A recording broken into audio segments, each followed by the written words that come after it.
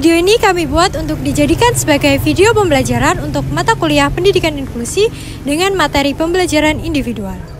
Sebelum kita membahas secara detail terkait materi program pembelajaran individual, terlebih dahulu kita samakan persepsi awal kita terkait konsep dari pendidikan inklusi. Pendidikan inklusi adalah suatu sistem layanan pendidikan yang mengikutsertakan anak berkebutuhan khusus untuk belajar dengan teman sebayanya yang berada di sekolah reguler yang terdekat dengan tempat tinggalnya. Pendidikan inklusi sendiri beririsan dengan beberapa konsep dan istilah, yaitu dengan pendidikan khusus dan layanan khusus. Untuk yang pertama adalah pendidikan khusus. Pendidikan khusus adalah pendidikan bagi peserta didik yang memiliki tingkat kesulitan dalam mengikuti proses pembelajaran yang dikarenakan ada kelainan fisik, emosional, mental, sosial, atau memiliki potensi kecerdasan dan bakat istimewa.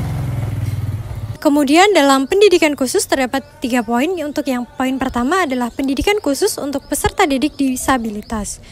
Pendidikan khusus ini adalah pendidikan yang diberikan kepada setiap orang yang memiliki keterbatasan fisik, intelektual, ataupun sensorik. Kemudian ragam disabilitas sendiri itu terdiri dari 3. Yang pertama disabilitas fisik, yang kedua disabilitas intelektual, dan yang ketiga disabilitas mental. Kemudian poin kedua dari pendidikan khusus adalah pendidikan khusus untuk peserta didik cerdas istimewa. Pendidikan ini diberikan kepada peserta didik yang memiliki potensi kecerdasan luar biasa, kreativitas tinggi, dan komitmen terhadap tugas. Kemudian poin yang terakhir terkait pendidikan khusus adalah pendidikan khusus untuk peserta didik yang memiliki bakat istimewa.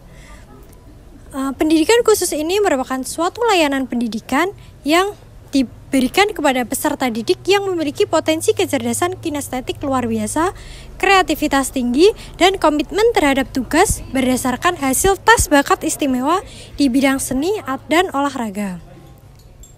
Kemudian untuk poin kedua adalah layanan khusus. Layanan khusus adalah pendidikan bagi peserta didik yang berada di daerah terpencil ataupun terbuang, masyarakat terpencil, atau yang mengalami bencana alam, bencana sosial, atau tidak mampu dalam segi ekonomi.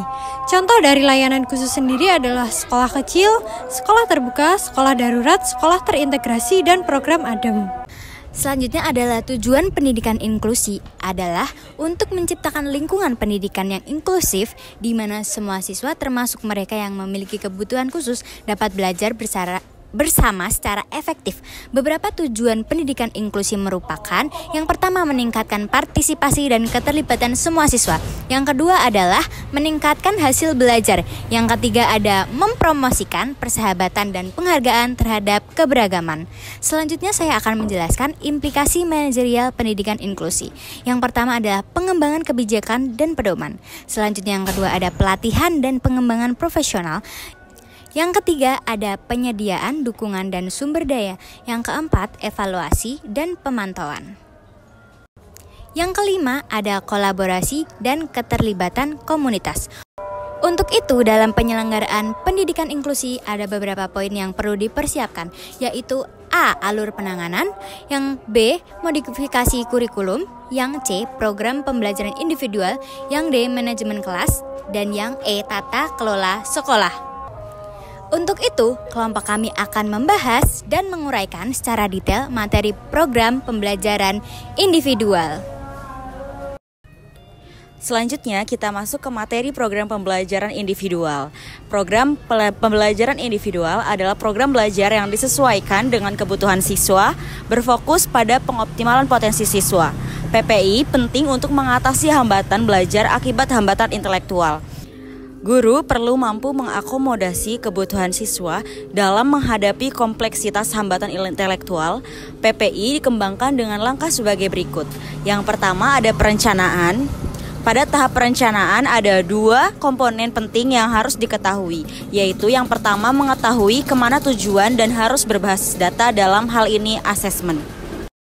Proses pengembangan PPI yang pertama adalah harapan kurikulum, yang kedua keterampilan dan pengetahuan saat ini, kemudian dilanjutkan dengan kebutuhan pembelajaran, dilanjutkan dengan kekuatan dan kelemahan, dan dilanjutkan dengan tulisan sasaran yang dapat diukur, kemudian dilanjutkan dengan memilih layanan pembelajaran dan dukungan program, dilakukan dan memantau kemajuan, kemudian akan ada hasil yang diinginkan atau hasil pembelajaran. Komponen PPI sendiri terdiri atas yang pertama ada taraf kemampuan siswa saat ini, yang kedua tujuan umum yang akan dicapai atau annual goal, yang ketiga tujuan pembelajaran khusus atau short term objective, yang keempat ada deskripsi tentang pelayanan pembelajaran, yang kelima waktu dimulainya kegiatan dan lamanya diberikan, dan yang terakhir ada evaluasi. Format PPI seperti ini. Kemudian ada pelaksanaan PPI. Langkah-langkah pelaksanaan PPI menurut Kitano dan Kirby dalam Mulyono pada tahun 1995 menggambarkan langkah-langkah PPI seperti dalam gambar berikut. Selanjutnya yaitu menyusun tim PPI. Langkah pertama yang harus dilakukan sekolah penyelenggara pendidikan inklusi yaitu penyusunan tim PPI. Nah, dalam penyusunan tim PPI ini ada terdiri dari kepala sekolah, guru, GPK, psikolog, guru BK, dokter, terapis, dan juga tenaga pusat dari Simbar. Dalam penyusunan tim PPI ini mereka memiliki peran masing-masing. Yang pertama yaitu peran guru reguler yang menyusun tim PPI. Guru reguler ini terdiri dari guru mata pembelajaran, guru kelas, dan juga guru BK. Mereka memiliki peran yaitu memberikan informasi penting terkait kurikulum, bantuan, perubahan program pendidikan, serta strategi untuk membantu belajar dari perilaku siswa. Yang kedua yaitu peran guru bimbingan khusus dalam PPI. Guru bimbingan khusus memberikan informasi penting tentang modifikasi kurikulum, layanan tambahan, modifikasi penilaian, dan instruksi individual untuk mendukung kebutuhan siswa dengan gangguan belajar atau kebutuhan khusus. Yang ketiga yaitu peran kepala sekolah. Kepala sekolah mewakili sistem sekolah dan berperan dalam menetapkan kebijakan sekolah terkait implementasi PPI. Dan yang keempat yaitu peran profesional layanan. Profesional layanan terkait seperti ahli kebutuhan khusus berpartisipasi dalam tim PPI dengan memberikan keahlian khusus terkait kebutuhan siswa. PPI melibatkan guru reguler, guru bimbingan khusus, kepala sekolah, dan profesional layanan terkait untuk menyusun dan melaksanakan program pembelajaran yang dengan sesuai kebutuhan siswa. Selanjutnya yaitu menentukan tujuan. Setelah identifikasi dan asesmen, disusun profil peserta didik yang membantu guru mengenal siswa, menghilangkan hambatan belajar, dan memenuhi kebutuhan mereka. PPI memiliki tujuan, yaitu tujuan jangka panjang dan juga jangka pendek yang ditetapkan oleh tim PPI. PPI mencakup penanganan, metode evaluasi, dan rencana tindak lanjut. Evaluasi dilakukan secara berkala untuk memastikan pencapaian tujuan. Tim dapat mempertimbangkan penggunaan dokumen evaluasi untuk menyempurnakan PPI. Rencana tindakan lanjut dibuat berdasarkan hasil evaluasi dengan kemungkinan menggunakan PPI yang sama atau menyusun yang baru sesuai dengan perkembangan siswa.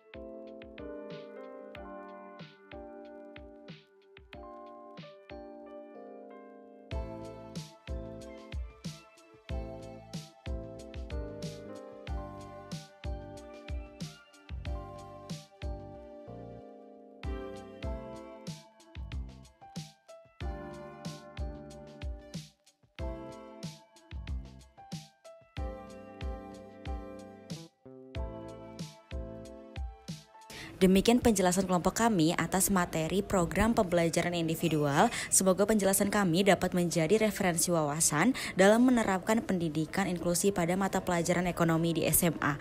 Demikian video pembelajaran ini. Jika ada kritik, saran, dan penjelasan lainnya yang perlu ditambahkan, silakan menuliskan komentar pada menu komen di bawah video ini. Wassalamualaikum warahmatullahi wabarakatuh.